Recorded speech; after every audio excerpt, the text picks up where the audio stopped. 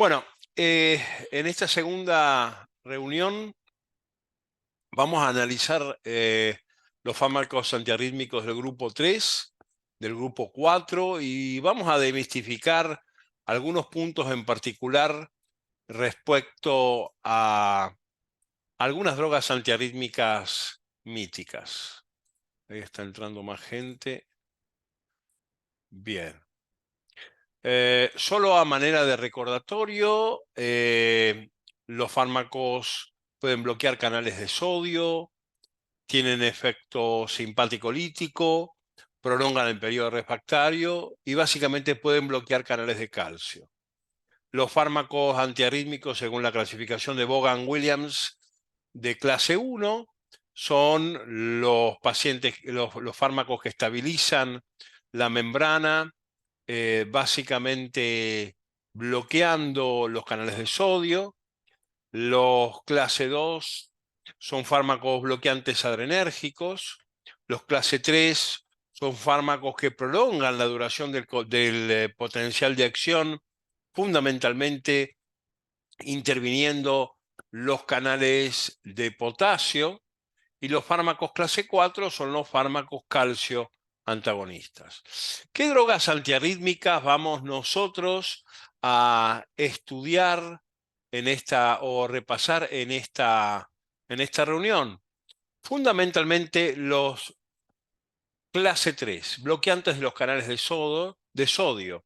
Y entonces aquí tenemos la dromedarona, la amiodarona y el sotalol como fármacos insignia de este grupo.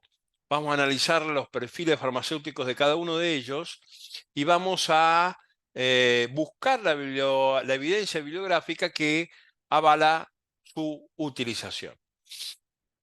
En la clasificación de antiarrítmicos, la última clasificación de antiarrítmicos, fundamentalmente nosotros tenemos que entre los clase 3 tenemos los bloqueantes de canales de potasio no selectivos, y entre los no selectivos tenemos fundamentalmente el ampicilide, tenemos la amiodarona y tenemos la dromedarona. De los tres vamos a hablar.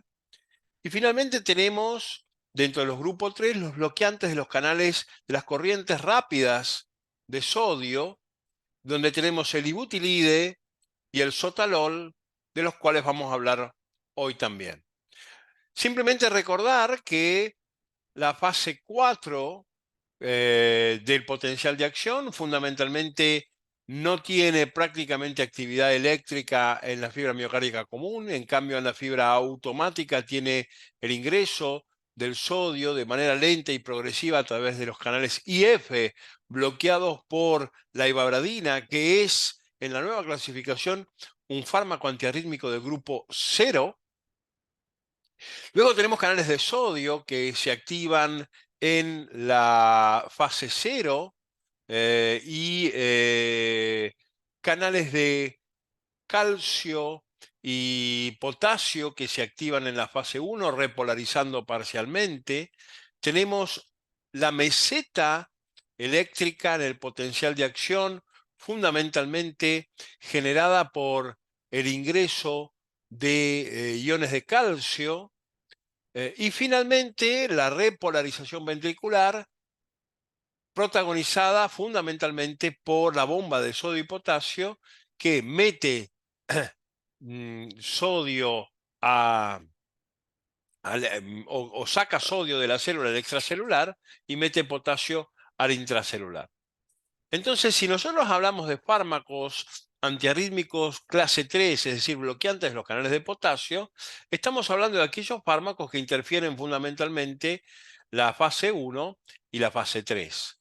Entonces, estos fármacos van a condicionar significativamente la repolarización ventricular, enlenteciendo esta repolarización ventricular y logrando una modificación del potencial de acción significativa. Este potencial de acción se va a ver extendido en el tiempo, generando o tendiendo a generar la homogeneidad tanto de las fibras miocárdicas enfermas por isquemia, enfermas por fibrosis, enfermas por hipertrofia o lo que fuere, con las fibras miocárdicas comunes. Esta homogeneidad va a evitar que focos celulares rebeldes con un aumento del vasotropismo logren excitarse de manera automática y logren generar arritmia. Entonces, esta prolongación del periodo refractario, esta duración del potencial de acción y la prolonga de la refractoriedad es la que genera la amiodarona, el sotalol y el ibutilide. Claramente, si yo tengo una zona isquémica o necrótica o edematosa por inflamación que me genera un bloqueo unidireccional con, con la posibilidad de generar una avance retrógrado del estímulo, y esto puede generar arritmias por reentrada, y yo bloqueo de manera homogénea todo el circuito, definitivamente yo no voy a poder generar reentradas. Es exactamente lo que hacen casi todos los antiarrítmicos, los del grupo 1A, los del grupo 2 como el propanolol y los del grupo 3 como la amiodarona. Incrementan el periodo refractario y enlentecen la velocidad de conducción, convirtiendo el área del bloqueo unidireccional en bidireccional. Vamos a esperar a tomarnos unos minutos para reconocer a nuestros mayores.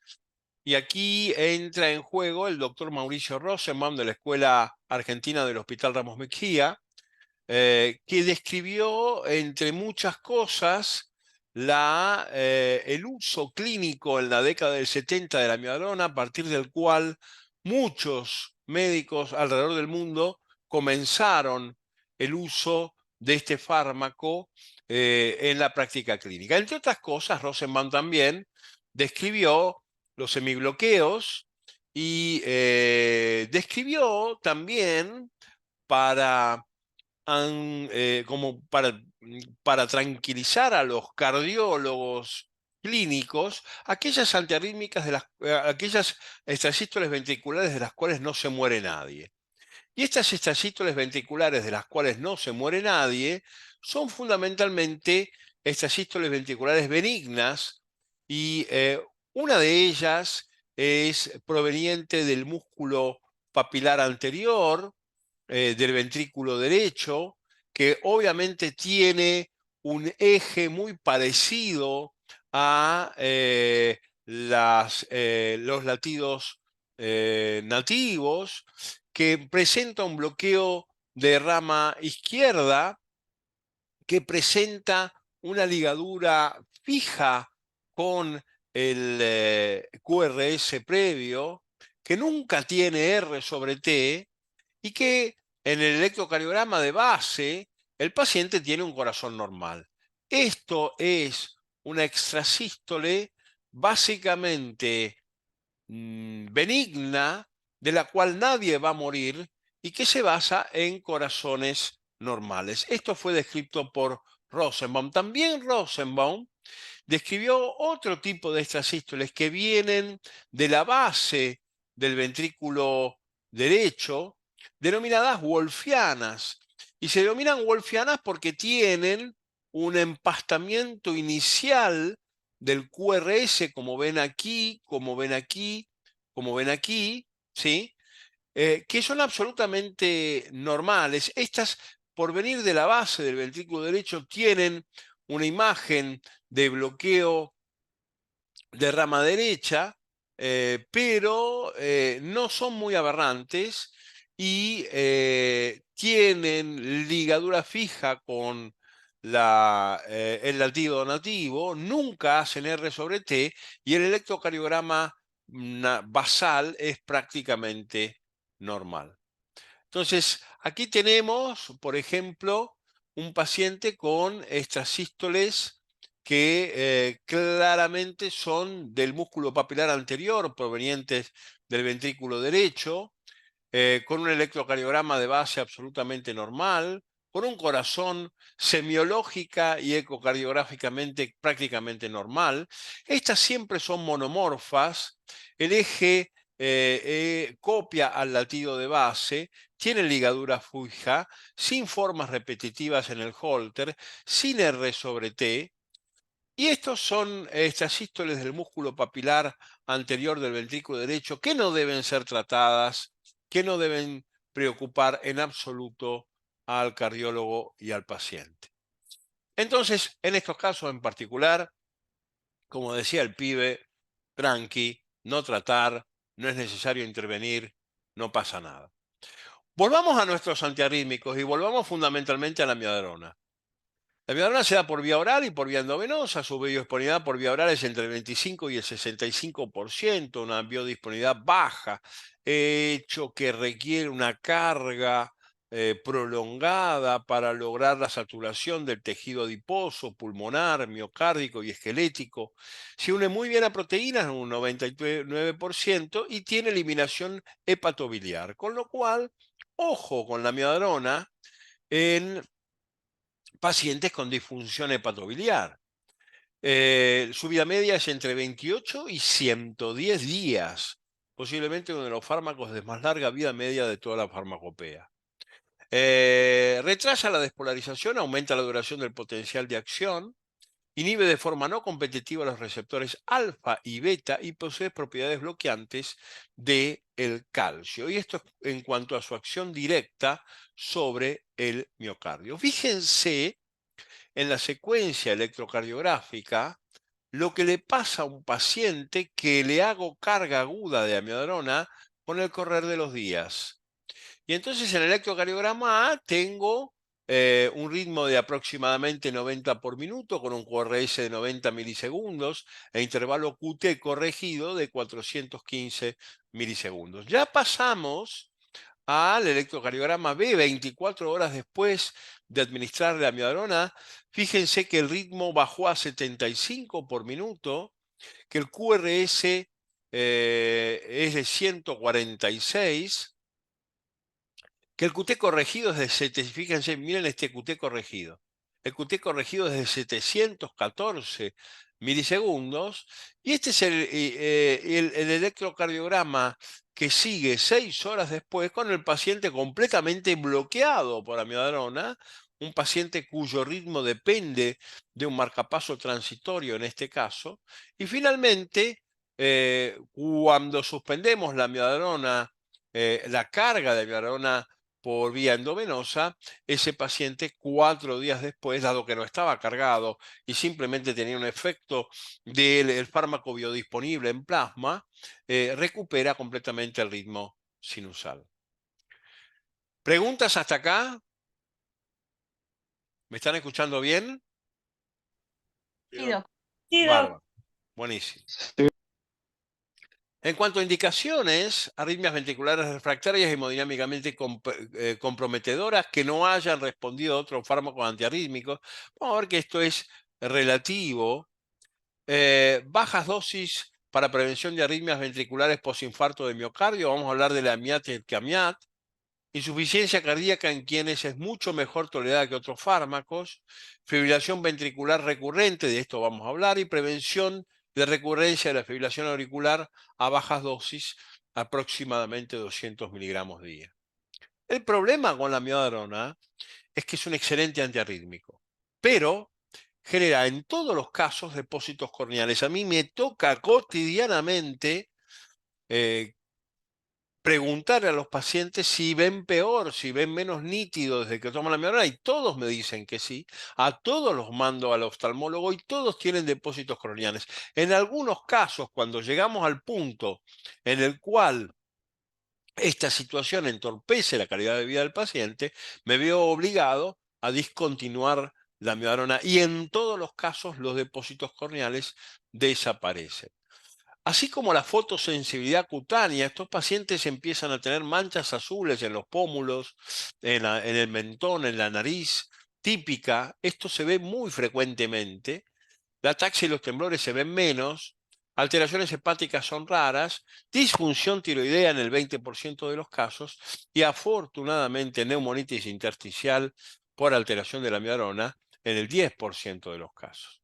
Estos son los depósitos corneales de los cristales de amiodarona en la córnea que generan una especie de opalescencia transitoria. Fíjense los tramos de depósitos de amiodarona. Y estas son los marcas de fotosensibilidad de los pacientes que están obviamente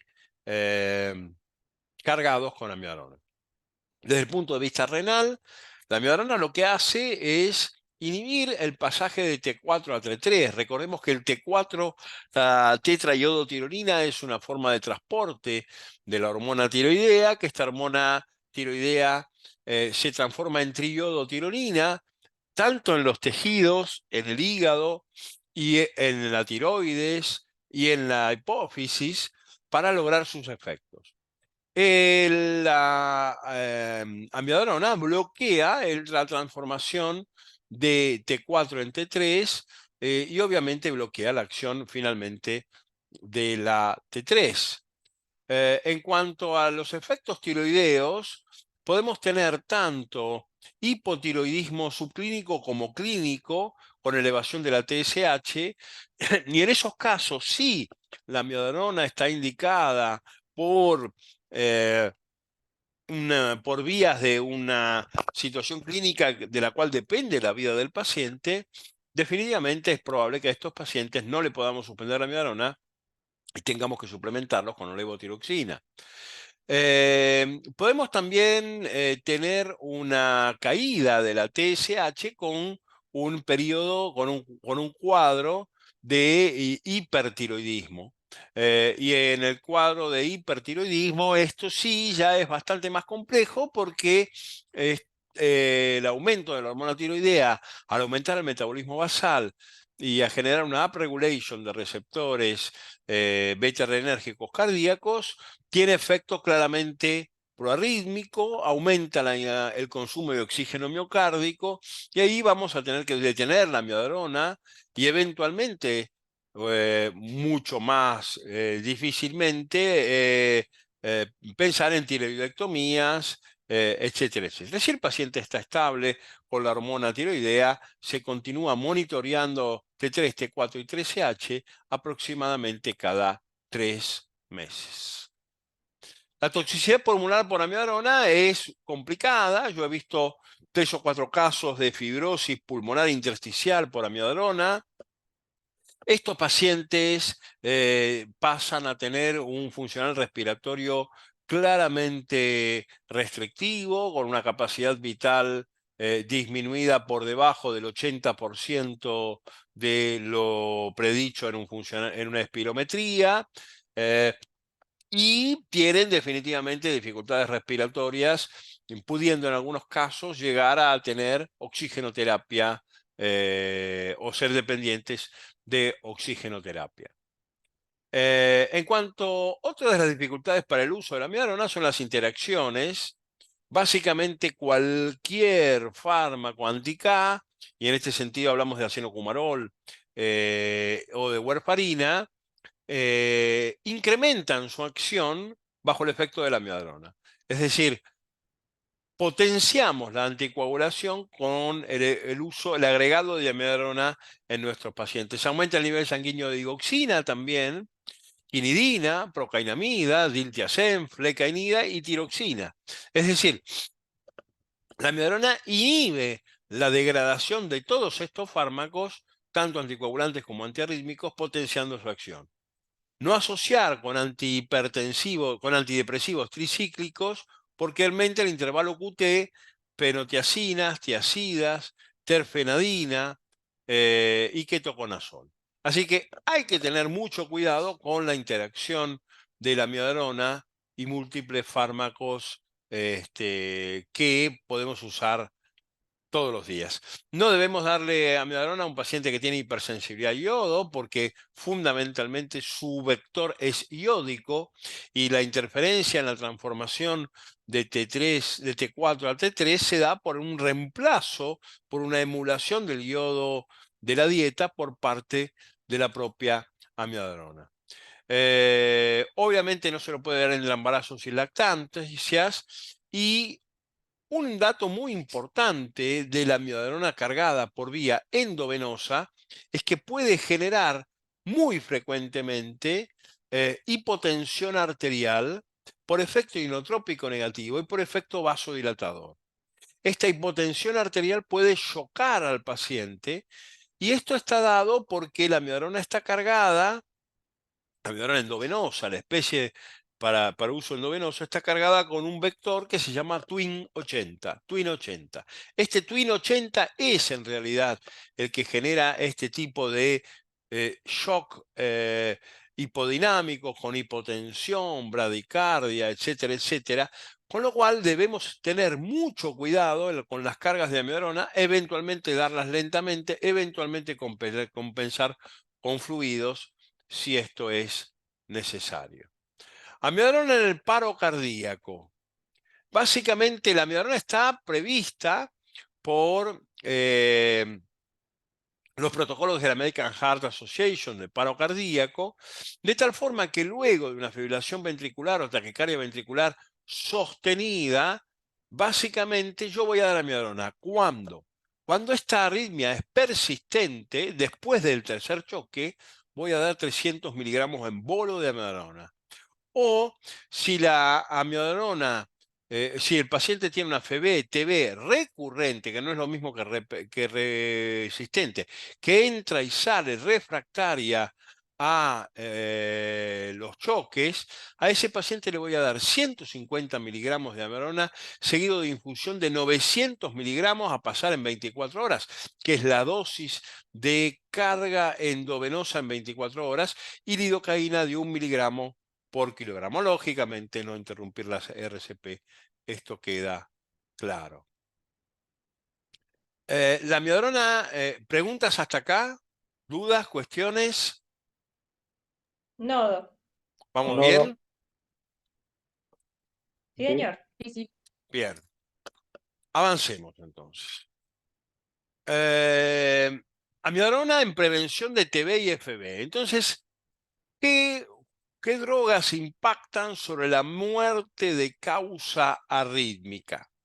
Y aquí surge un concepto muy, muy interesante, que el mejor tratamiento antiarrítmico no es un tratamiento antiarrítmico. Es decir, que nosotros jamás vamos a poder resolver las arritmias de un paciente si no nos hemos abocado seriamente a resolver la patología de base del paciente. Entonces, el mejor antiarrítmico es el que no se necesita. Fíjense esto. Reducción de la muerte súbita. El mejor de todos los antiarrítmicos en isquémico necrótica definitivamente es el beta bloqueante, que también reduce la muerte cardiovascular y reduce todas las muertes de beta bloqueante, es decir, de todas las muertes perdón, las muertes de cualquier causa. Entonces, no hay mejor antiarrítmico definitivamente que el beta bloqueante. La amiodarona posinfarto de miocardio, esto hablamos de pacientes posinfarto de miocardio e insuficiencia cardíaca. La amiodarona es un aceptable antiarrítmico, mejora la mortalidad cardiovascular, pero tiene un efecto neutro en todas las causas de mortalidad.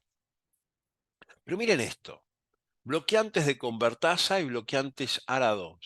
Fíjense que tiene el mismo efecto antiarrítmico que la amiodarona. Fíjense que tiene mucha mayor efecto sobre la mortalidad cardiovascular que la amiodarona y tiene mucha más efecto sobre todas las causas de mortalidad. Lo mismo la espironolactona o espleronone. eh, lo mismo las estatinas, obviamente el aceite de pescado no sirve para nada. Pero fíjense cómo tratando la enfermedad de base, yo logro un efecto antiarrítmico, anti-muerte cardiovascular y muerte de todas las causas, tan poderoso como uno de los más poderosos fármacos antiarrítmicos que existan, que es la amiodarona. Por lo tanto, no existe estrategia antiarrítmica lógica si yo no me he abocado a resolverle a este paciente la sobrecarga adrenérgica, a resolverle la isquemia, a resolverle la inflamación, a resolverle la valvulopatía, a resolverle la disfunción renal, etcétera, etcétera, etcétera. Recordemos también, por ejemplo, que en el estudio RALES, ¿sí?, cuando empezamos a analizar la reducción de mortalidad de la espironolactona, un bloqueante de la aldosterona, había un 11% de reducción en muerte súbita en estos pacientes. Bien. ¿Y qué pasa si usamos la amiodarona para la prevención de muerte súbita en pacientes que no pueden recibir un desfibrilador? Este es un metaanálisis muy interesante de hace varios años ya, donde muestra claramente que la amiodarona reduce el riesgo de muerte súbita de un 29% y de un muerte cardiovascular de un 18% entre los pacientes que no pueden recibir un CDI por el motivo que éste fuera. Esto puede pasar muy frecuentemente en nuestra Latinoamérica, con lo cual no hay discusión ninguna que la muerte por súbita y que la muerte cardiovascular es reducida por la amiodarona. Pero, guarda al piojo, ¿sí? Hay un efecto neutro en todas las causas de mortalidad. Y el efecto neutro está dado por la toxicidad renal, tiroidea, por la toxicidad pulmonar, por la toxicidad hepática, entre otras causas que pueden incrementar la mortalidad por el fármaco mismo. Si analizamos los fármacos en prevención primaria, es decir, estamos hablando de pacientes que tuvieron, por ejemplo, un infarto agudo de miocardio, como el EMIAT y el CAMIAT, o se les dio amiodarona en insuficiencia cardíaca congestiva, como en el JESSICA, evidenciaron reducción en la incidencia de muerte súbita sin impacto significativo sobre la mortalidad global. En cambio, los beta bloqueantes redujeron todo, la muerte súbita, la mortalidad global, etcétera, etcétera. Siempre hablamos de la importancia del concepto de beta bloqueo, que no es un concepto estrictamente farmacológico, no es dar beta bloqueantes a un paciente, sino lograr el beta bloqueo funcional. Y beta bloqueo funcional es un concepto clínico en el cual el paciente tiene siempre menos de 70 de frecuencia cardíaca basal y bajo estrés psíquico o físico no incrementa más de un 10% esa frecuencia cardíaca. Que los beta bloqueantes hayan reducido la muerte súbita y la muerte global lo hacen una elección primaria antes del uso de la amiodarona. Entonces, la amiodarona en función de muerte súbita es beneficiosa, no hay ninguna discusión. Todo depende para qué se la indica. La amiodarona, si hablamos de muerte cardiovascular, tiene cierta tendencia positiva, pero no logra ser estadísticamente significativa. Todo depende para qué se indica. Y la amiodarona tiene efectos adversos importantes que equiparan estadísticamente su mortalidad por todas las causas al final del día por efecto tóxico de la propia droga. Pero con cierta tendencia sin llegar a la significación. Bien.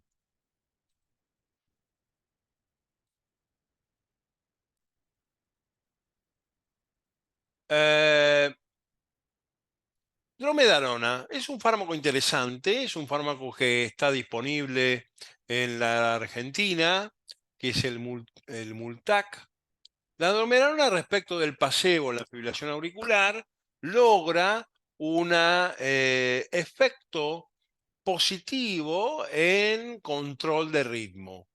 Respecto de la amiodarona, vemos que la amiodarona es más eficaz para evitar recurrencias de fibrilación auricular, mucho más eficaz con una P extremadamente significativa.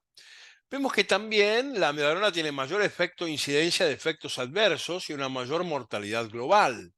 Con lo cual, es claro, y esto cumple las leyes generales de la farmacología, que los efectos adversos son directamente proporcional a la potencia de un fármaco. De acuerdo a los resultados, los autores infieren que cada 1000 pacientes tratados con dromedarona, en lugar de amiodarona, habría 228 más recurrencias de fibrilación auricular, pero, es decir, casi 30% más de FA en pacientes con dromedarona, pero 9.6 menos muertes, 9.6 de 1000, ¿sí? Estamos hablando del 0.9%. Y 62 menos efectos adversos que obligan a interrumpir el tratamiento. En suma, la dronedarona es menos eficaz que la amiodarona, pero tiene menos efectos colaterales hasta que no se disponga de más información, no debería usarse en pacientes con insuficiencia cardíaca. Entonces, si yo tengo que elegir un antiarrítmico en función de la patología de mi paciente, definitivamente, la primera pregunta que me voy a hacer frente a una estrategia antiarrítmica es si yo hice todo lo posible para desactivar neuroadrenérgicamente a mi paciente, para descongestionarlo, para tratar su isquemia, para tratar su inflamación, para resolver su patología valvular, etcétera, etcétera, etcétera. Si no hice todo lo posible, no tiene ningún sentido que yo me ponga a pensar en una estrategia antiarrítmica. Debo resolver primero eso. La segunda pregunta que yo me hago frente a una estrategia antiarrítmica es: ¿qué daño estructural cardíaco tengo? Y entonces, si el corazón está casi sano o no tengo daño estructural cardíaco importante, y a este paciente yo le puedo dar dromedarona, flecainide, propafenona o sotalol, sobre todo flecainide y propafenona, siempre y cuando no sean pacientes coronarios, como vimos en el video que les dejé para que revisen. Si con dromedarona, flecainide, propranolol, sotalol en pacientes con corazón normal no funciona, ahí yo pasaría a la amiodarona.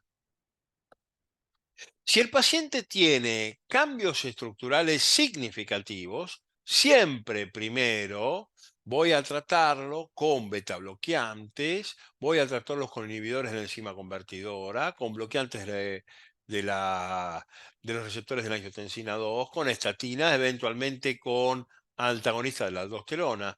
Y aquí yo me voy a hacer 3 preguntas. ¿El paciente está en falla de bomba? Directamente a amiodarona. No se jode con ningún tratamiento intermediario. El paciente con daño estructural que sigue con arritmias, con tratamiento de base, insuficiencia cardíaca, amiodarona. Si el paciente tiene una enfermedad cardíaca estructural significativa y tiene enfermedad coronaria, y a este paciente yo le puedo probar sotalol. Si con sotalol no funcionó, dromedarona. Si con dromedarona no funcionó, amiodarona. Si el paciente tiene hipertrofia, cambios estructurales en la hipertrofia cardíaca, y básicamente tiene una fuerte hipertrofia ventricular izquierda, puedo probar con dromedarona y eventualmente con amiodarona. Si no tiene hipertrofia ventricular izquierda, básicamente paso a este otro grupo. La amiodarona no en pacientes con fibrilación auricular permanente. Por favor, no dar amiodarona en un paciente que está en FA crónica. No en pacientes que tienen antecedentes obviamente de hipersensibilidad a la droga o de daño hepático por la misma. No dar en pacientes con una disfunción ventricular izquierda muy, muy baja, mucho por debajo del 30%. Sí, en pacientes con FA paroxística o persistente, que alternan este tipo de arritmias con ritmo sinusal todo el tiempo y que están clínicamente estables. Y en pacientes que han sido propuestos para una cardioversión, también pretratarlos con amiodarona está bien. Estos pacientes obviamente deben ser monitoreados trimestralmente, función renal, espirometría, oftalmología. Estos controles claramente se imponen. Ampicilina. La ampicilina es una droga que, si bien está prevista desde el punto de vista experimental, todavía en nuestro país no ha llegado. El ampicilina es un antiarrítmico clase 3 que tiene fundamentalmente la capacidad de bloquear múltiples canales de potasio en todo el potencial de acción miocárdico. Es un antagonista de estos canales y tiene cierto efecto antagonista adrenérgico con un toque de efecto beta bloqueante. Otra droga que es pariente del ampicilina es el ibutilide. Esta sí, básicamente se utiliza a nivel mundial. En la Argentina no está difundida todavía. Es una sulfamida antiarrítmica intravenosa clase 3 que se utiliza para el tratamiento de urgencias de la fibrilación auricular o flater auricular. Básicamente esta bloquea los canales de potasio en general y es una droga prácticamente única entre entre la clase 3 porque no tiene ningún efecto sobre los canales de sodio, no tiene ningún efecto adrenérgico, no tiene ningún efecto antagonista cálcico, con lo cual, hoy por hoy, el ibutilide se indica en pacientes que tienen una FA paroxística, que no tienen daño estructural cardíaco ante el fracaso de mantenerlos en ritmo sinusal, sin drogas. Esto también es el mismo nicho que ocupa la flecainide, la propaferona, el bernacalán, del cual hablamos más adelante, y la miodarona. Eh, Claramente también puedo utilizarlo en pacientes que tienen enfermedad estructural cardíaca, pero que tienen fracciones de eyección conservadas. Aquí podemos usar la miodarona, el ibutilide y también el bernacalán. Hablemos un poco del sotalol. El sotalol definitivamente es Sotacor o Sotapor en la República Argentina. Es un bicho raro. El sotalol es un fármaco que está a caballo entre los beta bloqueantes y los bloqueantes de los canales de potasio.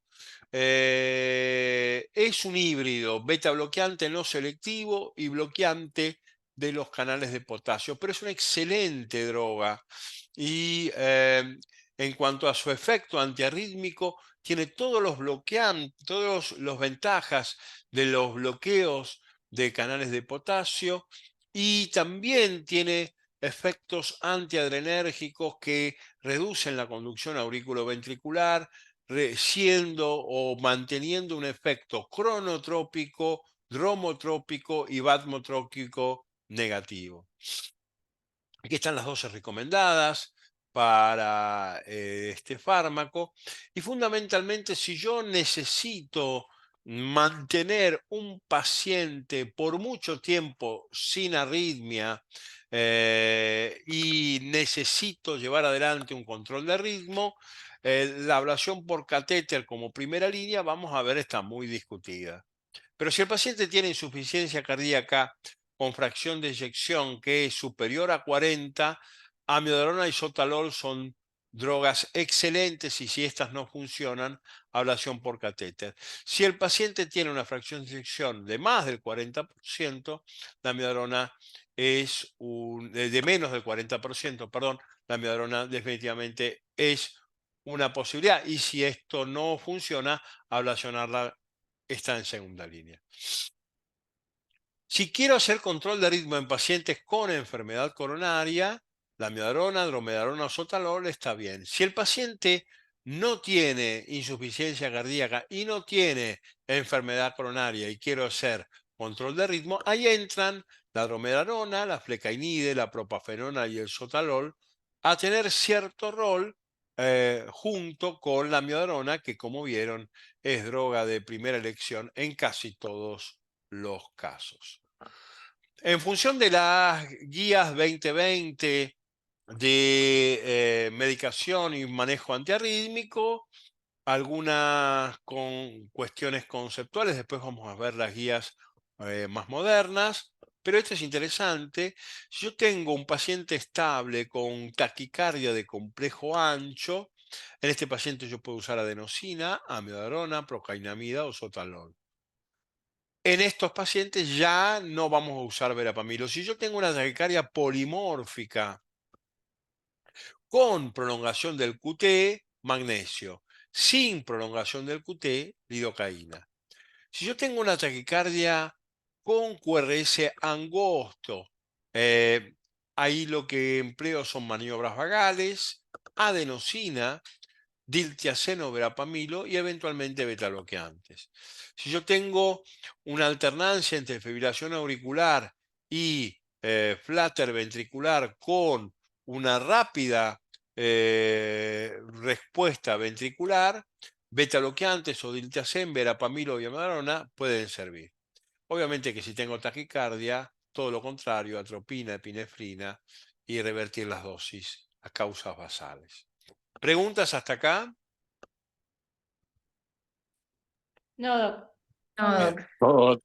No, Vamos a ver No. algunas realidades respecto de la fibrilación auricular, que posiblemente sea nuestra causal para indicar un antiarrítmico más frecuente. Y en este sentido, las realidades sobre el tratamiento de la fibrilación auricular es que lo que nosotros vemos que es que 1 de cada 3 individuos caucásicos tiene fibrilación auricular y 1 de cada 5 individuos africanos o afroamericanos tienen fibrilación auricular. Que el 32% de los pacientes con fibrilación auricular no están diagnosticados. Andan por la vida fibrilados sin que nadie les haya hecho el diagnóstico. Aproximadamente, esa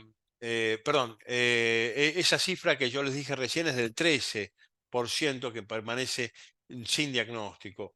Y esto habla de 5.3 millones de casos totales en los Estados Unidos, de los cuales 700.000, 13%, no están diagnosticados. En cuanto a qué pacientes van a hacer una fibrilación auricular, la obesidad aumenta el 51% de los factores de riesgo, y ni siquiera la obesidad mórbida, sino que hablamos de un body mass index de 25. Aumenta fuertemente el riesgo de fibrilación auricular.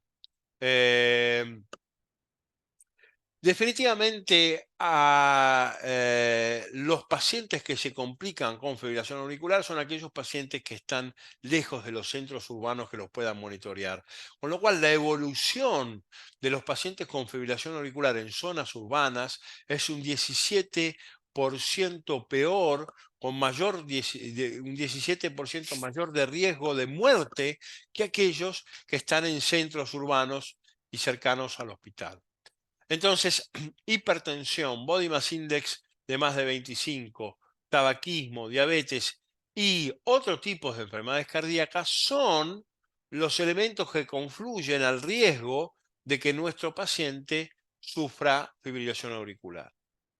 Bueno, y aquí el viejo AFIRM, que ha sido muy criticado por los electrofisiólogos, reevaluado, repensado, pero yo lo rescato porque nos deja algunos datos importantes respecto de la conducta clínica de la fibrilación auricular.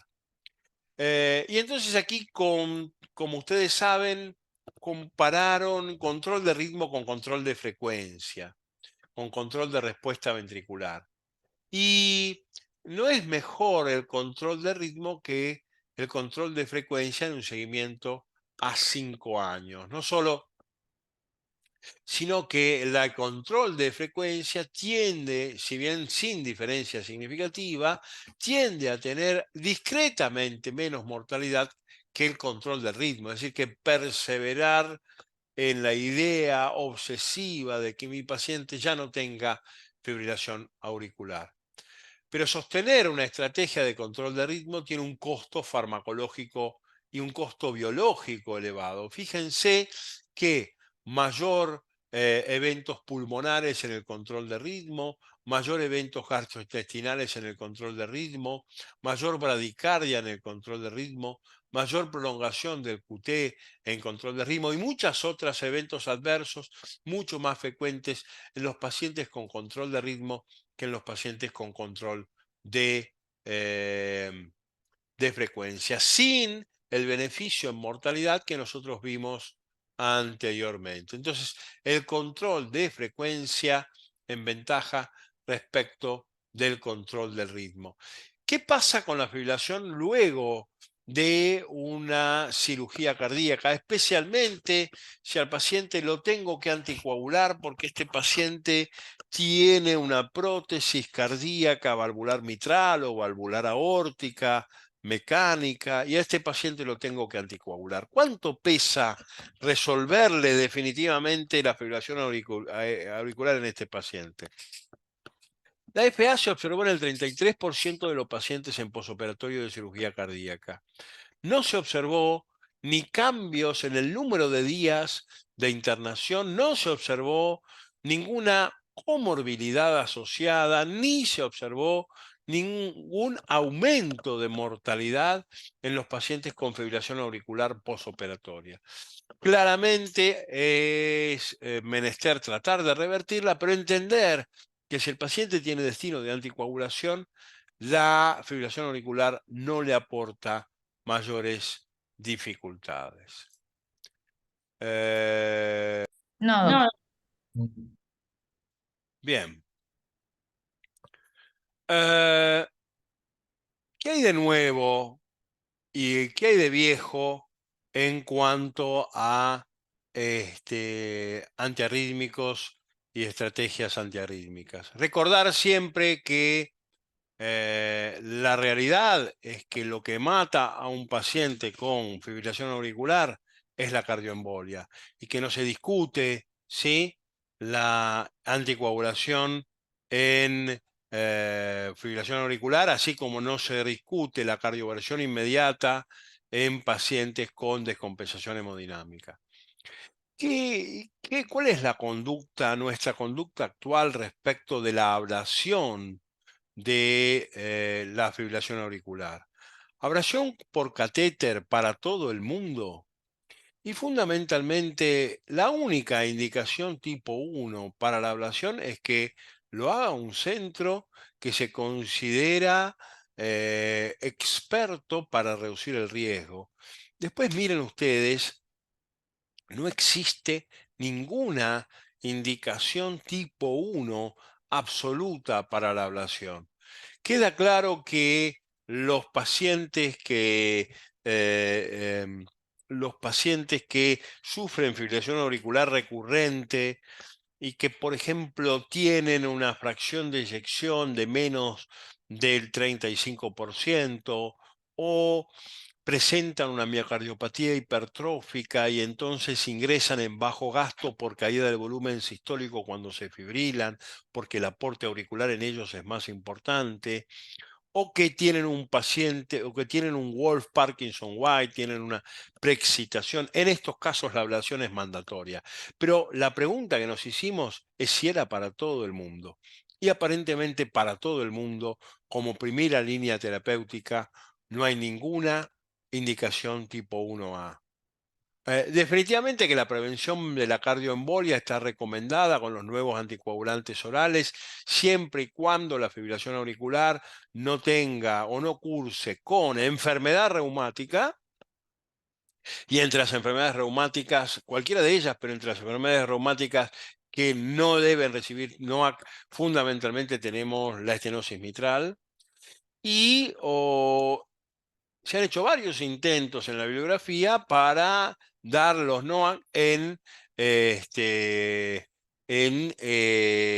pacientes valvulares con válvulas protésicas, pero todavía no estamos definitivamente autorizados para utilizar este tipo de fármacos en este grupo de pacientes. Desde el punto de vista restauración de la anticoagulación perichoque, claramente un paciente tiene que estar anticoagulado oralmente, ¿sí? Con anticoagulantes orales, por lo menos 3 meses antes del choque. Esto es indicación tipo 1. Eh, eh, Previamente al procedimiento, y eventualmente, si nosotros queremos estar muy seguros que el paciente no tiene un trombo intracavitario, no es indicación tipo 1, es indicación tipo 2A, hacer un transesofágico para descartar que en la aurícula izquierda haya un trombo antes de la ablación. Conveniente, recomendado, pero no obligatorio. Los pacientes que sufren o que son tratados con ablación por catéter eh, son tratados con warfarina, dabigatran, rivaroxaban, apixaban o endoxaban, pueden evolucionar sin anticoagulación oral luego de la ablación. Y los antiarrítmicos, ¿cuándo y cómo, en líneas generales, los tenemos que administrar? ADD es antiarrhythmic drugs, ¿sí? En pacientes con fibrilación auricular, tratados con sotalol, bajo control estricto del intervalo QT, con un potasio normal en sangre, un CLIDES de creatinina estable. eh, eh, Estos pacientes, si tienen todo esto, tienen indicación 1A de utilizar el sotalol como fármaco antiarrítmico. La flecainide como tratamiento de largo plazo, solo en corazones absolutamente normales. Recordemos el aumento de mortalidad de la flecainide en pacientes con miocardiopatía dilatada. Recordemos la prohibición de la utilización de flecainide en pacientes con antecedentes de cardiopatía isquémica aterosclerótica. Imposible la utilización de antiarrítmicos de grupo 1C y en realidad de grupo 1 en general. Con menos consenso, el sotalol puede también ser utilizado para largo término como control de ritmo en pacientes con deterioro de la función ventricular.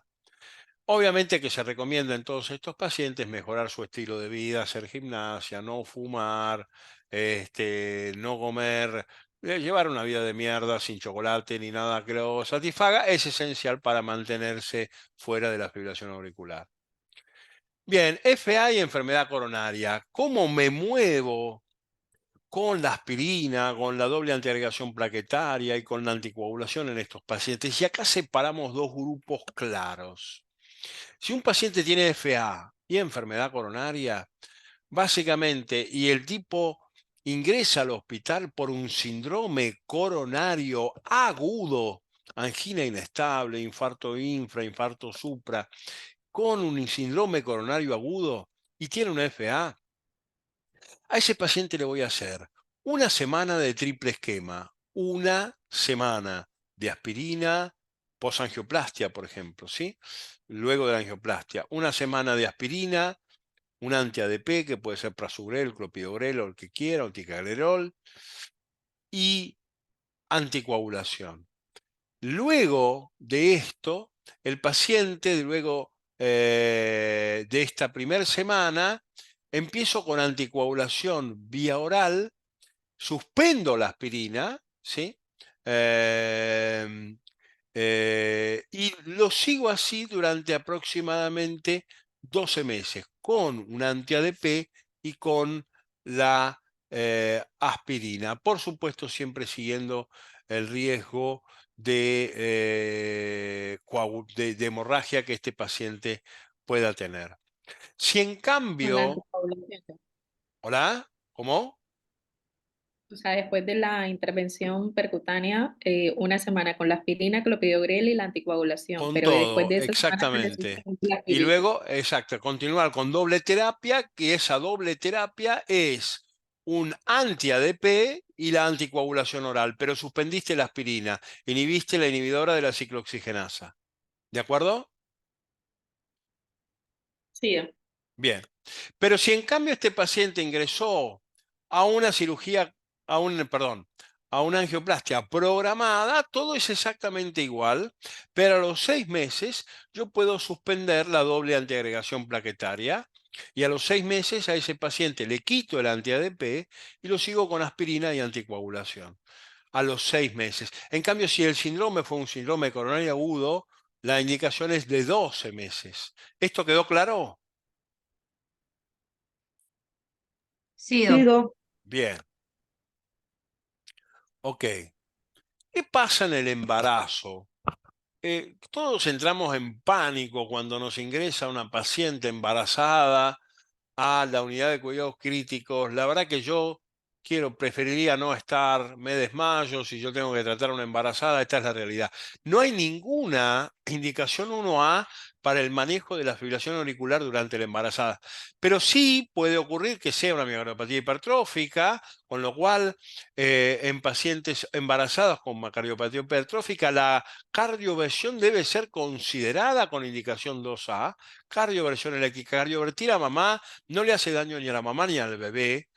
Si el paciente tiene un corazón absolutamente normal, ibutilide y flecainide no tienen complicaciones para el feto, pueden ser utilizadas. Esto en cuanto al manejo agudo de la fibrilación en la mujer embarazada. En cuanto al manejo a largo plazo, la administración de drogas biorales, una mujer embarazada y corazón normal puede recibir antiarrítmicos 1C, flecainide, propafenona, tipo 3, sotalol, eh, obviamente con un seguimiento estricto. Esta paciente no puede recibir amiodarona, por ejemplo. La dioxina o el parapamilo también pueden ser considerados como control de riesgo si los beta bloqueantes fallan con indicación 2A. Bien. ¿Preguntas hasta acá? La No, doc. anticoagulación en estas pacientes embarazadas, doc, ¿cómo sería? No entendí, perdón. Estas pacientes embarazadas, ¿cómo se anticoagularían o no se anticoagulan por Bien, el vamos por embarazo? parte. La anticoagulación es necesaria, sí se anticoagulan. ¿Qué no le podemos dar? El acenocumarol es claramente teratogénico, con lo cual bloqueantes anti-K, es decir, anti-K están prohibidos en el primer trimestre del embarazo. ¿Qué es lo que se utiliza en estos casos en particular? Es pasarlos a heparina subcutánea.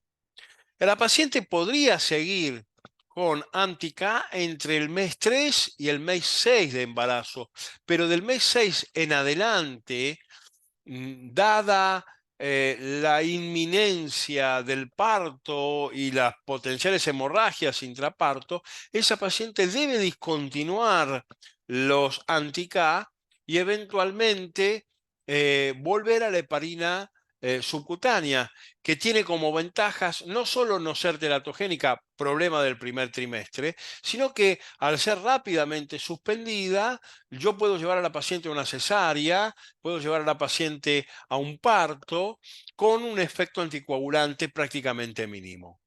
¿Contesté la pregunta? Sí, doc, mil gracias. Bien.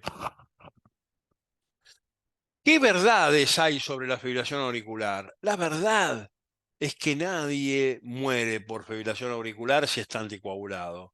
Que la forma de matar de la fibrilación auricular es la cardioembolia. Y obviamente esto quitando del medio situaciones de miocardiopatía hipertrófica extrema, sobre todo obstructiva, de fracciones de eyección extremadamente bajas o de pacientes con preexcitación. Pero si yo tengo anticoagulado a mi paciente, es muy raro que el paciente tenga un problema de mortalidad.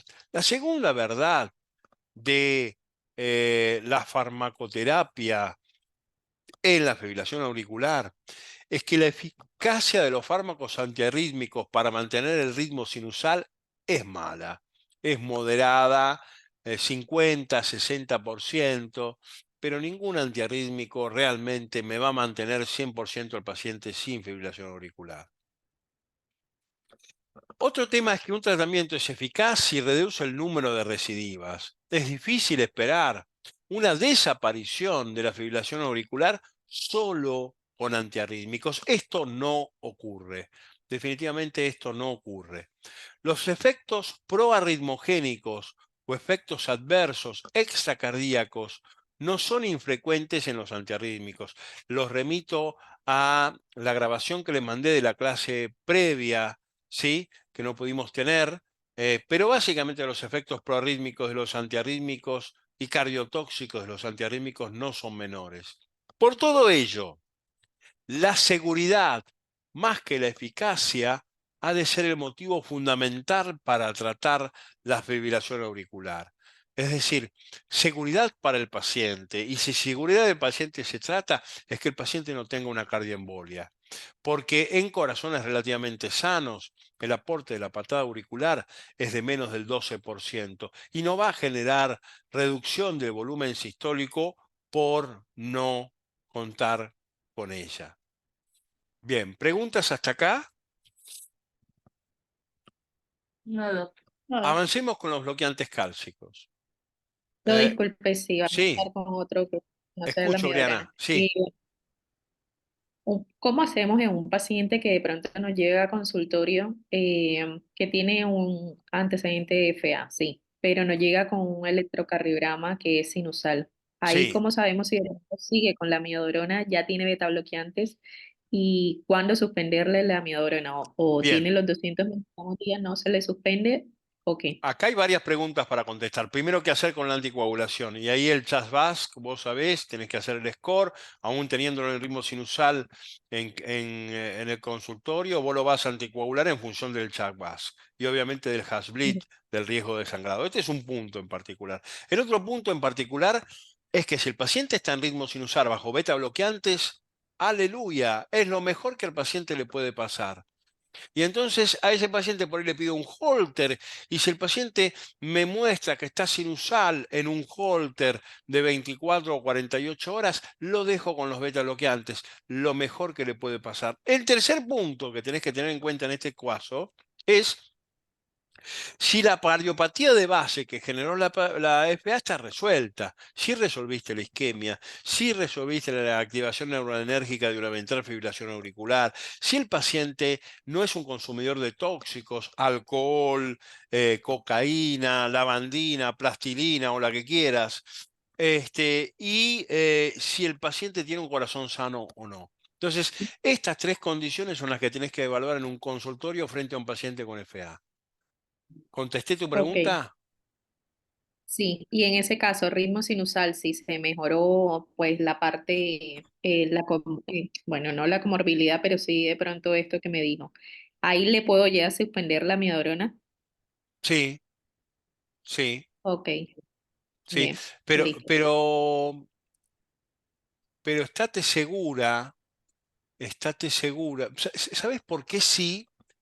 Porque en realidad si el corazón está sano y sus problemas de base no están enfermos, es muchísimo mejor no forzar el ritmo sinusal. Ok, Porque forzar el ritmo sinusal demostró, a través de fármacos como por ejemplo la amiodarona, demostró aumentar la mortalidad, demostró que a los pacientes les va peor. ¿Se entiende esto? listo. Sí, sí, sí. Gracias. Por nada. En cuanto a los bloqueantes cálcicos, ¿sí? Son los antiarrítmicos del grupo 1A, del grupo 4, perdón. Fundamentalmente lo que hacen es reducir el calcio citoplasmático, bloqueando los LTCC, bloqueando los Lead Calcium Channel, que ustedes ya conocen, ¿sí? De haber tenido conmigo muchas charlas al respecto. Esta reducción del calcio intracelular fundamentalmente reduce el efecto inotrópico de estos pacientes y eventualmente cronotrópico, generando un gran efecto positivo en esta reducción del calcio en la relajación. Con lo cual son fármacos ideales para reducir el consumo de oxígeno, para reducir la poscarga y para mejorar la insuficiencia cardíaca con fracción de eyección preservada. ¿Cómo modifican el potencial de acción? Fundamentalmente, los bloqueantes cálcicos acentúan la reducción de la corriente de calcio, reduciendo la contractilidad y reduciendo la velocidad de conducción auriculoventricular. No dihidropiridínicos, verapamil o diltiazem, dihidropiridínicos, todas las dipinas. En cuanto al verapamilo, un tema aparte, calcio antagonista indicado para el tratamiento de las taquiarritmias ventriculares en general, supraventriculares, perdón, en general, esto ya lo sabemos. En cuanto a la digital, básicamente la digital lo que hace fundamentalmente es inhibir la bomba de sodio y potasio. Inhibiendo la bomba de sodio y potasio, la digital intoxica de sodio el intracelular. Al intoxicar de sodio el intracelular, nos vemos obligados a intercambiar ese sodio por calcio, aumentando la concentración citoplasmática de calcio. Esto genera un efecto de acumulación de cargas positivas intramiocárdicas con un efecto vasmotrópico positivo, porque al ser más positiva, la fibra miocárdica fundamentalmente está mucho más cerca de la excitabilidad. Genera también un acortamiento de la fase 2, de la fase de meseta, y genera eventualmente postpotenciales de acción con ondas tipo C. Fundamentalmente, al aumentar la carga positiva intracelular, reduce la polarización diastólica. En cuanto a la farmacodinámica, es un poco todo lo que acabamos de decir, pero es importante comentar que la digital tiene un efecto bradicardizante por estimulación vagal hipotalámica. Genera un efecto vagotónico con estimulación hipotalámica que definitivamente me baja la frecuencia cardíaca por predominio parasimpático. Bien. Buena absorción vía oral, puede administrarse endovenosa, tiene un efecto máximo entre 4 y 6 horas, una media entre 1 y 2 días, una distribución lenta en el espacio extracelular, una eliminación renal, y obviamente hay que tener muy en cuenta el filtrado glomerular en los pacientes anticoagulados, y por todo este motivo, cuando vimos nosotros juntos el DIC, vimos que no había diferencia significativa en la sobrevida de pacientes contra placebo, pero si hablamos de reducción de la internación y de los síntomas, la digital sí tiene definitivamente un importante rol. En los pacientes de la FIRM, los pacientes que morían o que tenían mayor incidencia de mortalidad tratados con digital eran aquellos que tenían las fracciones de eyección conservada, mientras que los pacientes que tenían fracciones de eyección de menos del 40% tenían un beneficio terapéutico del uso de la digital. Bien, ¿cuáles pacientes son los que tienen más probabilidad de morir bajo dioxina? Y aquellos que tienen más de 40% de fracción de eyección. En cuanto a la mortalidad asociada por digital, como vista desde una revisión sistemática metaanalítica, definitivamente eso tiene que ver con las fracciones de eyección positivas. Y para poder optimizar la relación costo-beneficio del uso digital en nuestros pacientes con necesidad de digitalización, lo que nosotros tenemos que hacer es conservar una digoxinemia de aproximadamente 1 nanogramo por mililitro, ¿sí? Esos son los pacientes que mejor situación andan, mejor beneficio obtienen del tratamiento. En cuanto a la digitalización, la administración de digoxina puede ser rápida o lenta, el ajuste de dosis es por insuficiencia renal con una digoxinemia aproximada a 1, muy bajo margen terapéutico, la impregnación digitálica marca la generación de una cubeta digitálica, que es una manifestación electrocardiográfica en la cual hay una depresión, un ST más menos, en la cual justo entra el comprimidito digital. Si ustedes agarran el comprimidito digital, entra justo en esta cubeta digitálica y esto marca un punto de impregnación cardiológica por parte de la digital. Las intoxicaciones generan trastornos de conducción auriculoventriculares, extrasístoles ventriculares monomórficas y taquicardia ventricular, con un acortamiento del QT, un aplanamiento de la onda T y eventualmente bradiarrítmicas. ¿Qué pacientes van a sufrir más fuertemente la intoxicación con digital? Y definitivamente la hipocalemia, con lo cual cuando yo tengo que tratar a un paciente con digital, tengo que tener bien cuidado de que el potasio no baje de 4, porque esto potencia definitivamente la intoxicación digitálica. También la hipomagnesemia, la hipercalemia, la alcalosis metabólica que se acompaña con hipocalemia, la hipoxemia, el fallo renal y el hipotiroidismo. Suspender la droga, dar potasio, tratar la taquicardia ventricular con lidocaína en el caso de intoxicación con digital y en algunos casos se da también PAP, que son anticuerpos antidigital específicos, y también eventualmente hemodiálisis. Bien,